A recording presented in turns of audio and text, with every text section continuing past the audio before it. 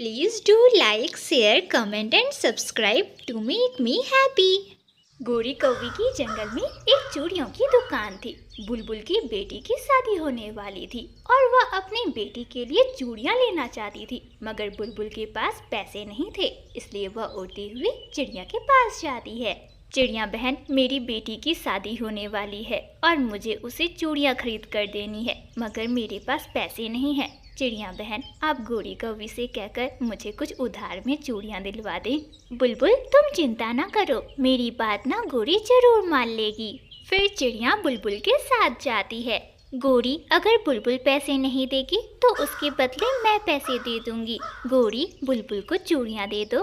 मुझे चिड़िया विश्वास है बुलबुल पर भी, मगर बुलबुल 1 महीने से ज्यादा उधार नहीं चलेगा। 1 महीने के अंदर अंदर तुम मेरे पैसे मुझे दे जाना। हाँ, मैं लौटा दूंगी। 1 महीने तक मैं आपके पूरे पैसे लौटा दूंगी। और फिर बुलबुल गोरी कौवी से चूड़ियां उधार में लेकर अपने घर चली जाती है। धीरे धीरे दिन गुजरने लगता है और पूरा 1 महीना गुजर जाता है। कालू जी, आप जरा दुकान पर बैठना, मैं बुलबुल से पैसे लेकर आती हूँ। गोरी, अगर वो पैसे ना दे तो कोई चीज उठा कर ले आना उसके घर से। पैसे तो मैं छोड़ने वाली नहीं हूँ। और फिर गोरी कौवी बुलबुल की तरफ जाती है। हाँ बे मोटो बुलबुल, चलो लाओ मेरे पैसे दो, पूरा 1 महीना गुजर गया है। लाओ पैसे दो, मुझे नया माल लाना है। गोरी बहन, अब मैं आपको क्या बताऊं, बेटी की शादी के तुरंत बाद ही मेरी तबीयत अचानक से बिगड़ गई और घर में जो कुछ भी था सब कुछ लग गया है। लग गया है तो मैं क्या करूं? चलो जल्दी मेरे पैसे निकालो, मैं तो पैसे लेकर ही जाऊंगी। मैं यहीं बैठी हूँ, जल्दी मेरे पैसे दो। बुलबुल गोरी कौवी की बहुत विनती करती है, मगर गोरी कौवी कहाँ मानने वाली थी, वह तो डटी रहती है। लूसी, अरे लूसी, कहाँ जा रही हो? आओ ना, चूड़ियां नहीं पहनोगी? तुम आज यहाँ बैठे हुए हो, ये काम मर्द पक्षियों का नहीं है। मुफ्त में दे दूंगा चूड़ियां, मेरी बात तो सुनो। मुफ्त में नहीं, मैं तो पैसों से लेने आई थी चूड़ियां। लाओ दिखाओ। और फिर कालू कौवा लूसी कबूतरी को चूड़ियां निकाल कर दिखाता है। ये देखो, ये लाल वाली कैसी है? ये लाल वाली चूड़ियां तुम्हारी सफेद सफेद पंखों पर बहुत अच्छी लगेगी। ऐसे कहते हुए कालू कौवा लूसी के थोड़ा और पास आ जाता है। नहीं, मैं तो हरे रंग की लूंगी। लूसी, सच बताऊं तो तुम जो भी रंग पहनोगी वो सब जचेगा तुम्हारे इन सफेद पंखों पर। कौवा लूसी के पंखों को छूने की कोशिश करता है। बेशरम बुढ़े कौवे, हटो मेरे पास से, मैं अभी अपने पति को बताती हूँ। पति जी कहाँ हैं आप? लूसी भागी भागी कबूतर के पास जाती है और उसे सारी बात बताती है। पति जी, उसने मेरे पंखों को छूने की कोशिश की और वह मुझसे उल्टी सीधी बातें भी कर रहा था। मैं देखता हूँ उस गुंडे को, छोड़ूंगा नहीं। और कबूतर गुस्से में लाठी लेकर कौवे की ओर जाता है। उधर गोरी कौवी कुछ चूड़ियों के लिए बुलबुल से लड़ रही थी। बस करो गोरी, मुझे और बेइज्जत ना करो। अगर चूड़ियां दे ही दी है तो कुछ दिन और रुक जाओ, रहम करो। मैं खुद तुम्हारी चूड़ियों के पैसे तुम्हें दुकान पर दे जाऊंगी। मैंने तुझे एक बार कहा ना, मैं पैसे लिए बिना नहीं जाऊंगी। रोती हुई बेचारी बुलबुल चिड़िया के पास जाती है। चिड़िया बहन, वो गोरी नहीं मान रही है, मुझे कुछ पैसे उधार दे दो ताकि मैं गोरी को दे सकूं। वह तो मुझे बहुत बेइज्जत कर रही है। बुलबुल, ये लो, ये पैसे तुम ले जाओ और उस कौवी के मुंह पर मारो। अरे उस कौवी को तो किसी के दुख का अंदाजा है ही नहीं। और फिर बुलबुल पैसे ले जाकर गोरी कौवी को दे देती है। गोरी कौवी को क्या मालूम था कि पीछे जिसके भरोसे वह अपनी चूड़ियों की दुकान को छोड़कर आई है, आज चंद पैसों के लिए उसकी सारी चूड़ियां टूटने वाली है कि तभी वहाँ कबूतर भी आ जाता है। बेशरम बुड्ढे कौवे, इधर आ, बाहर, मैं देखता हूँ तुझे। अरे आजा, तेरे जैसे मैंने कई देखे हैं। और फिर दोनों में लड़ाई हो जाती है। दोनों एक दूसरे को मारने लग जाते हैं। कबूतर तो मारते मारते गोरी कौवी के दुकान की सारी चूड़ियां तोड़ देता है। कभी कबूतर ऊपर तो कभी कौवा ऊपर। इस तरह दोनों में झड़प होने लगती है। धीरे धीरे जंगल के सभी पक्षी वहाँ इकट्ठे हो जाते हैं। कई कोशिशों के बाद वे सभी पक्षी मिलकर उन दोनों को अलग करते हैं। तब तक तो गोरी कौवी का सारा दुकान तहस-नहस हो चुका था। गोरी कौवी भी वहाँ आ जाती है और अपने टूटे हुए दुकान को देखकर वह तो दिल पकड़कर बैठ जाती है। हाय, मैं मर गई। कालू, मेरी चूड़ियाँ कहाँ गई? जब दूसरों की इज्जत पड़ने पर रहेगा ये काला बुढ़ा कौवा तो ऐसा ही होगा। कालू कौवा गोरी कौवी को आंख चुरा कर देखता है और वहाँ से जंगल की ओर भाग जाता है, क्योंकि कालू कौवा जानता था कि अब वह गोरी से भी पिटने वाला है। चिड़िया, इससे तो अच्छा था कि मैं बुलबुल के पास पैसे लेने ही ना जाती। इस कालू की वजह से तो मेरी पूरी दुकान ही बर्बाद हो गई। प्यारे दोस्तों, अगर आपको यह कहानी अच्छी लगी तो इस कहानी को लाइक करना बिल्कुल ना भूलना।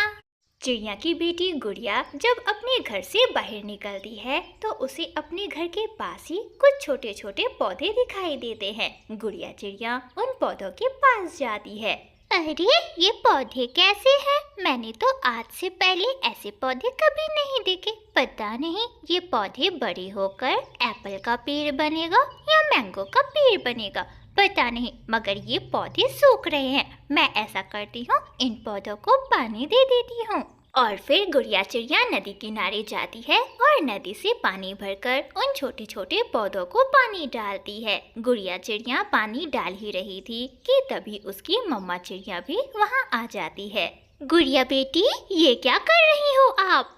मम्मा, मैं एप्पल के पौधों को पानी दे रही हूँ, ये पौधे सूख रहे हैं। गुड़िया बेटी, ये एप्पल के नहीं बल्कि वाटरमेलन के पौधे हैं। क्या वाटरमेलन? मम्मा, ये कौन सा फल होता है?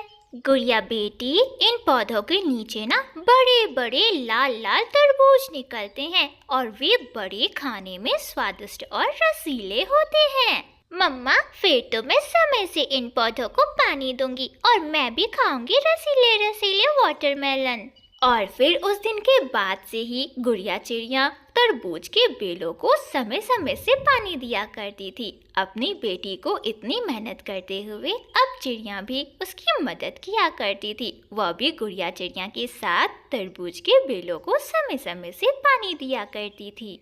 पागल हो गई हो क्या?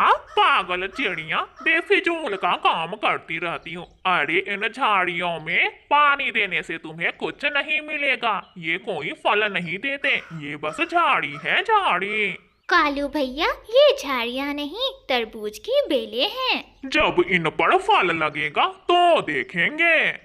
और फिर जब कुछ दिन गुजर जाते हैं तो तरबूज की बेलों में मोटे मोटे और बड़े बड़े तरबूज निकल आते हैं। मम्मा चिड़िया उन सभी तरबूजों को तोड़कर एक जगह इकट्ठा कर लेती है। गुड़िया चिड़िया भी अपनी मम्मा के साथ ही थी। गुड़िया बेटी, ये 2 तरबूज लो। एक तरबूज आप तोते अंकल को दे देना और ये दूसरा वाला तरबूज आप कबूतर अंकल के घर दे जाना। ऐसे गुड़िया कबूतर और तोते के घरों में तरबूज दे आती है।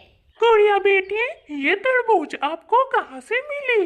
तोते अंकल, ये तो हमारे घर के सामने ही कुछ तरबूज की बेलें थी और उन्हीं बेलों में से ये तरबूज निकल कर आया है। मम्मा ने इन तरबूजों को आपको देने को कहा है।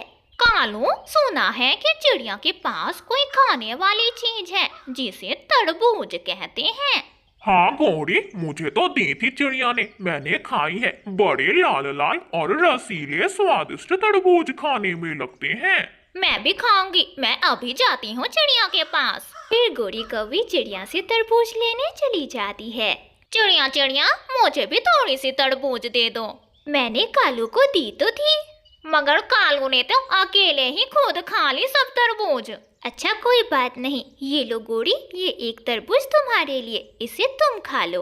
और फिर गोरी कौवी चिड़िया से तरबूज लेकर अपने घर चली जाती है और घर जाकर सारे ही तरबूज को खा जाती है। मम्मा, मम्मा, ये क्या है? ये तरबूज है, मैंने चिड़िया से ली थी। मैं भी खाऊंगा मम्मा, मैं भी खाऊंगा तरबूज। जाकर चिड़िया आंटी से ले लो। और जग्गू भागता है। आंटी आंटी, चिड़िया आंटी, मैं भी खाऊंगा। जो चीज आपने मम्मा को दी वो मैं भी खाऊंगा, मुझे भी दें।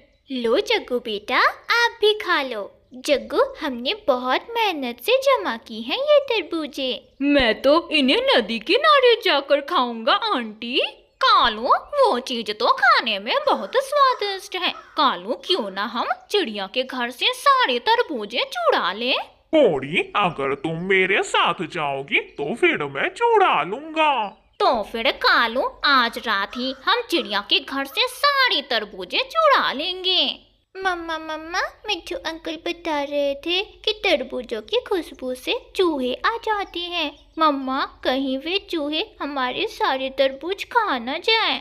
चिंता ना करो गुड़िया बेटी, मैंने चूहों का बंदोबस्त कर लिया है। ये देखो, मैंने चूहों के लिए फंदा लगा दिया है। ये सुनकर गुड़िया चिड़िया खुश हो जाती है। रात हो जाता है। कालू कौवा और गोरी कौवी भी चिड़िया के घर से तरबूज चुराने के लिए निकल पड़ते हैं। घोड़ी, तुम अंदर जाओ और मैं यहाँ बैठता हूँ। नहीं नहीं कालू, अंदर तुम जाओ। पिछली बार चिड़िया ने मेरी पूंछ जला दी थी। ठीक है, मैं ही जाता हूँ, मगर मैं ज्यादा तरबूज लूंगा।